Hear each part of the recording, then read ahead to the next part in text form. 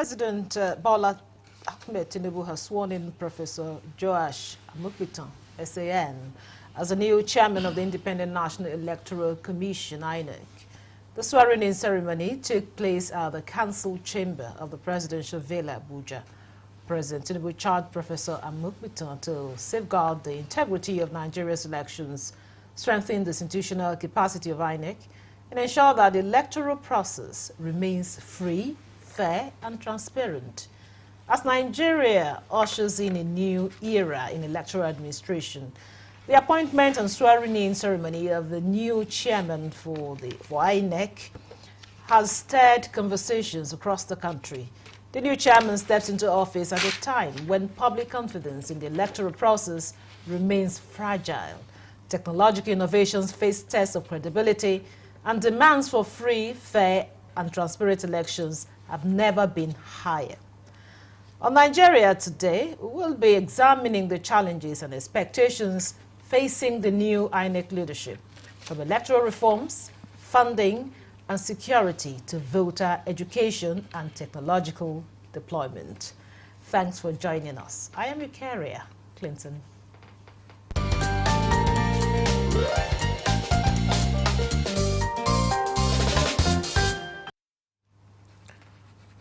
With me in the studio for the conversation is Amsfree Ajanaku. He's the Executive Director, Grassroots Center for Rights and Civic Orientation. It's a pleasure to have you in Nigeria Today. Thank you for having me. Also with us in the studio is Chris Agiri, founder and DG, the Flag Foundation of Nigeria. It's a pleasure to have you in Nigeria Today. Thank you very much. Good evening, Nigerians. I'll start with you, Free. A new chairman has been sworn in today. So what are the most urgent tasks before the new INEC chairman sees himself as? Yes, thank you so much, and good evening to Nigerians. I would like to first of all say that since the screening of the INEC chair at the Senate, we have had a lot of good vibes, a lot of good rhetoric in terms of the intentions and how he plans to lead Nigeria's electoral process towards a destination that would restore the confidence. And so if you ask me, the very first task, the most urgent task before the current INEC chair has been sworn in today is how does he galvanize all the elements in the electoral process such that people come out with that confidence in the process. And incidentally, I attended a meeting today organized by the National Democratic Institute, where it was a conversation between young people, youth organizations, and then the director of ICT of INEC. And that whole discussion around the role of technology and how technology impacted the level of confidence we have today in the 2023 elections came up for discussions. And I think it is commendable that INEC has sat down to reflect on that historic moment in our elections where people felt the commission overpromised and underdelivered in some sense, and is now looking forward with a mind of shoring up the confidence.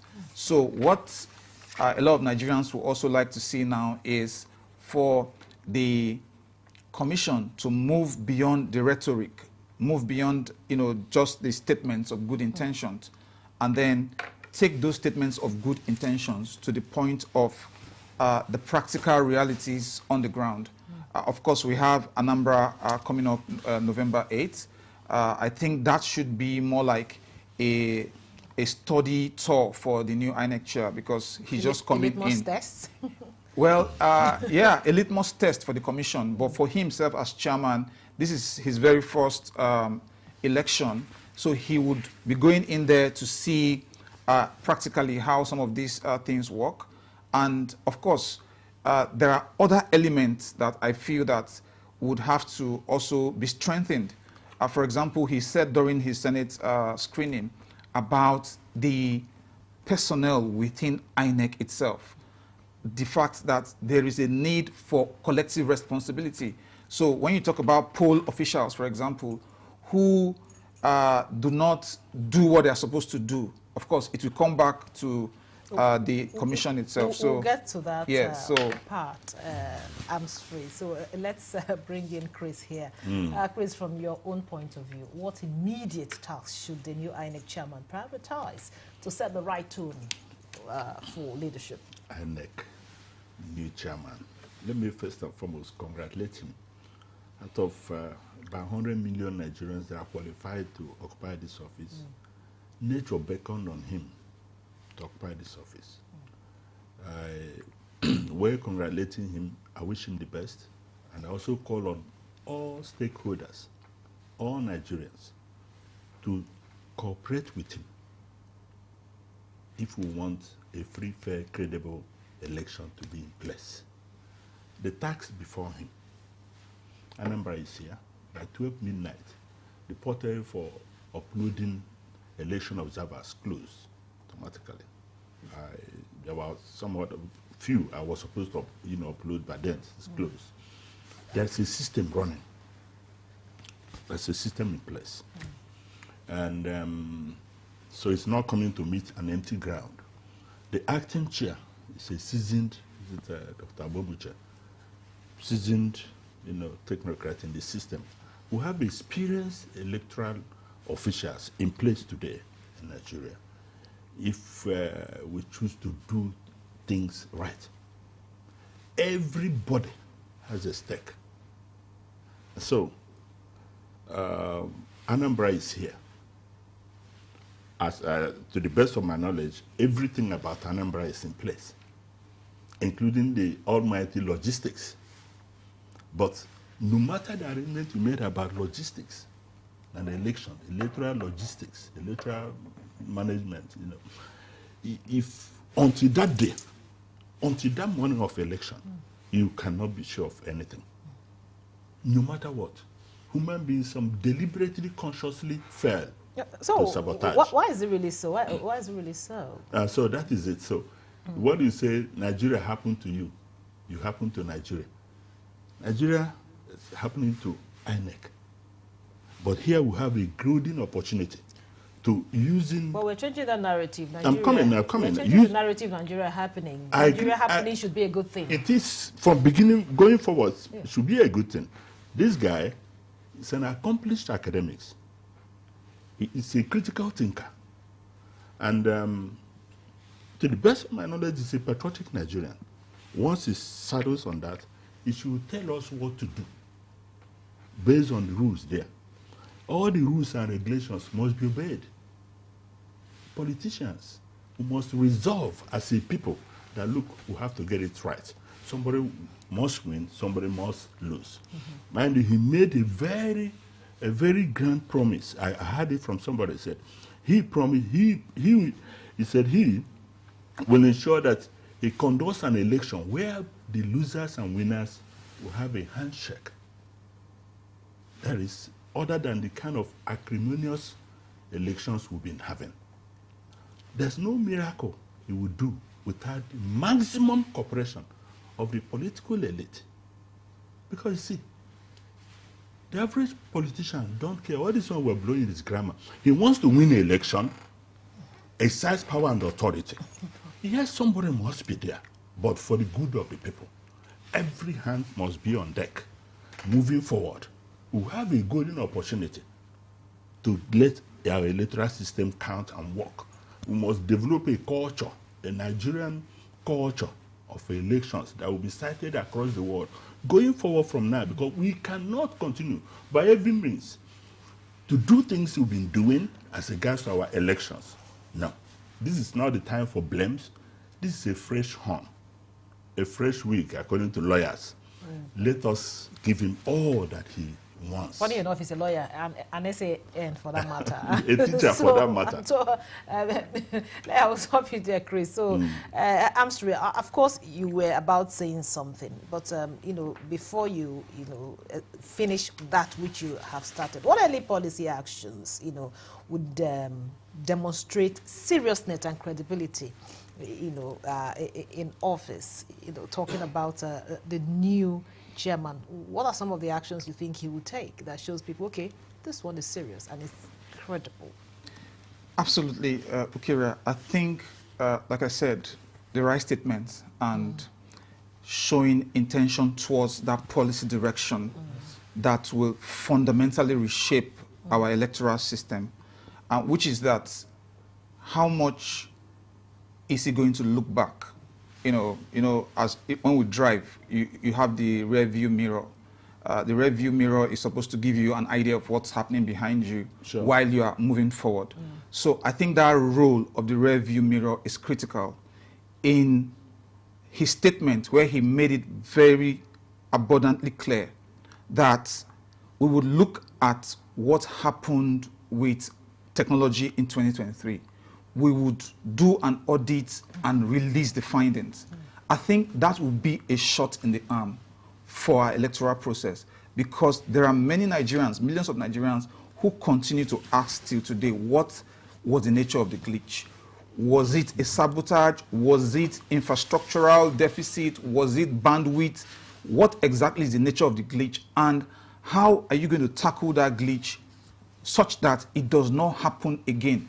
Nigerians are not doing that out of recriminations or trying to put any institution down. They are like asking fundamental questions that you spent a lot of money trying to put this system in place. Yes. And if the system did not work or it did not deliver as the people expected, it is critical you now come back to give feedback and explain to the people why it didn't work. That's one area of policy. The second area of policy, incidentally, is that there's currently a bill before the National Assembly, which is being deliberated upon with regards to key areas of reform in the electoral process.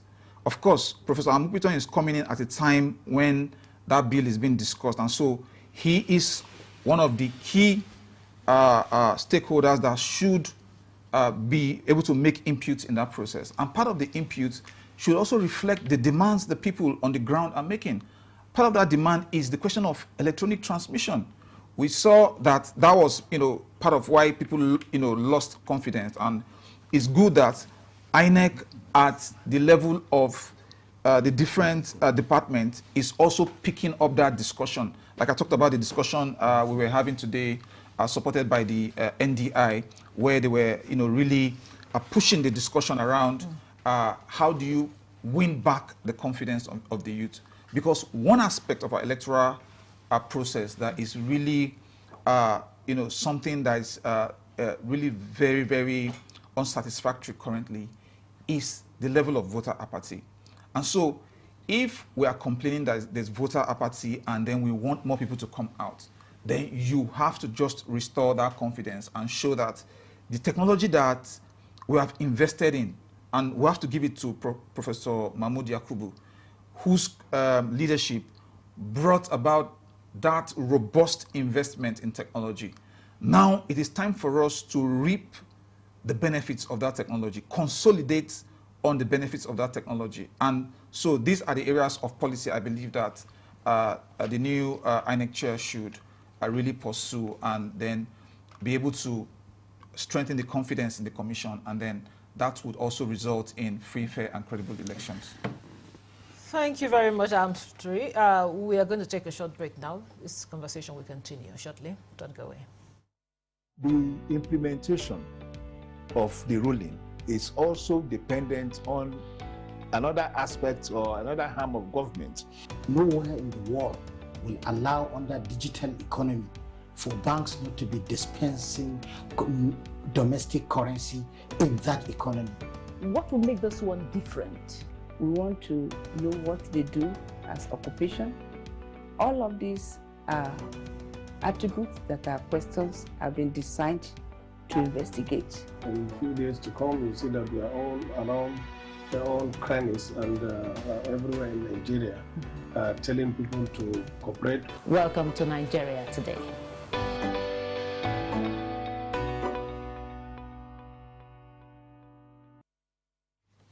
Welcome back. This is still Nigeria Today. We're looking at the task ahead of the new INEC chairman, and I have two gentlemen here in the studio with me. Now, Chris, Amsri has talked about, trying to strengthen the weather commission and, of course, the credibility, try to increase the credibility and the trust. Now, and also you mentioned earlier, you talked about the politicians and they wanting to win the election at all costs. So the new INEC chairman now, of course, there's a lot on his table now, a huge task ahead of him. Now, how can he, balance political pressure with the need to uphold institutional integrity and national interests? Okay, great. That's fundamentally, that's what we expect and require him to do. He is a human being, a man of integrity.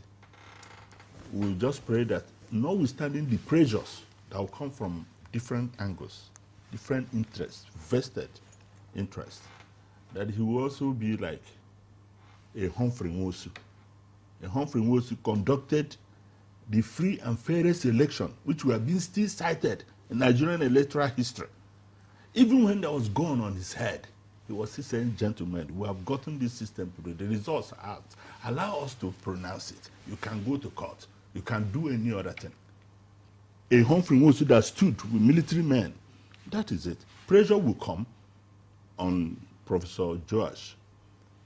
And then I don't want to isolate whatever we think he can do without the deliberate cooperation of all, including the judiciary. Well, setting an agenda for him. Thank God he's a lawyer, working with the National Assembly to bring the necessary amendments to the Electoral Act. Some of these amendments, some are constitutional. Now, we have about a year and 6 months, plus or minus, for elections. You know what goes front and back of this Electoral Act, jumbled together? 140 amendments to the existing Electoral Act, according to INEC, 8 new legislations, constitutional, most of them, coming in place. Citing the case of time. Remember, before 2019, President Buhari refused to sign the Electoral Act passed into law because there was no time. I hope we are not buying time, waiting to give the same excuse. National Assembly, as at yesterday, had shown interest in the Electoral Act. The chairman should put pressure on them, cooperate with them. We, the civil society, will be there to assist him. Then, political parties, another major stakeholder. If there is no body, a different body to regulate political parties, if it is left to INEC, the encumbrance is so much on that. Look at how many court cases, about 419 court cases for the 2023 general election. Do you understand me? Strengthening the laws and adhering strictly to those laws. We should also pray for our judiciary to have the moral stand, the political will, to apply the laws. Law enforcement is another thing, so that we don't heap so much on one single man. That's just the truth. I'm talking from my experience as a field election observer. And then the conduct and behavior, the excesses of politicians, the desperation to win elections by all means and at all costs. Politics is the most thriving business in Nigeria, which ought not to be so. So every other thing is centered. There's too much politics in our politics. There's too much politics in our electoral system. This electoral system, narrowing it down, Nigeria will be respected more in the world if we're able to get our electoral system. Somebody must win. A Nigerian will win. A Nigerian will occupy the office. You know, so and that also a Nigerian will lose. a Nigerian will lose. And so who loses? Yes, of course. Absolutely. Who loses? Absolutely. Corporate, let all hands come on deck. That we can. It's not a separate agenda. It's an agenda we are setting for ourselves to just simply decide to do things right. Okay. Enough Chris, of this. Let us Chris, do it this way. I'm straight. Of course, quite a lot of expectation. Quite a lot of. I know the challenges in the past have been huge, and of course, Nigerians are expecting a lot from the new chairman. We're watching. So, what are the indicators, from the governance standpoint? What are the indicators Nigerians should look at, to judge the performance of the new INEC chairman? Absolutely. I think Chris hit the nail, directly when he talked about the role that the political actors are playing in our electoral process. The fact that sometimes you see all of the desperation and the antics and everything. But I also believe that our legal framework has some antidote to some of those things. Even before the current reform that is before the National Assembly, I refer you to Section 65 of the current Electoral Act, which requires courage and determination to be able to invoke that section, to look at the powers of INEC within 7 days to take a look at an election and say this election was not done in consonance and in tandem with the Electoral Act and the laws of the country. And for INEC to have that courage to be able to say we are sending a clear message out there against electoral impunity. Section 65 is there. So I shudder to imagine that we have such a section there and the previous INEC has not had the courage to be able to invoke that, because the kind of impunity, the kind of electoral fraud we see in Nigeria is such that it requires some elements of, we should also show that we are desperate to stop such. And for me, one of the early indicators, like you asked, will be that is the new INEC chair, is he going to have that courage to be able to do that, invoke a section like that where there are any shenanigans, and within 7 days say, no, this did not happen in tandem with the law, and then hold who's responsible accountable. Then the second part, sorry, just this is very important because we are also talking about the marginalized voices in the process. Youth, women, people with disabilities. In fact, I was on a program recently where somebody said any politician that knows that he cannot pay poll agents should forget about the election, should not come out. That means they are pricing the electoral process away from the grip of people who have ideas, who have governance ideas, who want to come into the system to be able to put very meaningful governance ideas forward. And they don't want people to participate. So, okay, thank you. Thank you very much. Yeah. You've made the point here. I get what you're trying to say. So, Chris, actually mentioned something, in other words, all hands must be on deck. Yes. For him to succeed in this task. So what is the role now of Nigerians to help him succeed in this task? That's what all my abragadabra has centered on that. That look, this man, there's already a cabinet in place. The national commissioners and recs are already in place. And next staff that have been talking about the civil society, you and I. Are we talking about the civil society? Okay, I'm talking about the chairman. Nigerians, what is our own role to ensure he succeeds? The role is the message I've been preaching for the past 15 years, for God's sake. Let us as a people, consciously, deliberately, choose to do things right. Thank you. In accordance with our laws, rules, regulations, conducts, including INEC itself. Because INEC sets its own rules and guidelines for every election. INEC sometimes disobeys its own rules and guidelines. Thank you very much, Chris Ageri, founder, DG, the Flag Foundation of Nigeria. Thank you so much for your contribution. Thank you. And also we had Amfrey Ajanaku, Executive Director, Grassroots Center for Rights and Civic Orientation. Thank you so much for your time and your contribution. And thank you for being part of the program. I am your carrier, Clinton. Goodbye.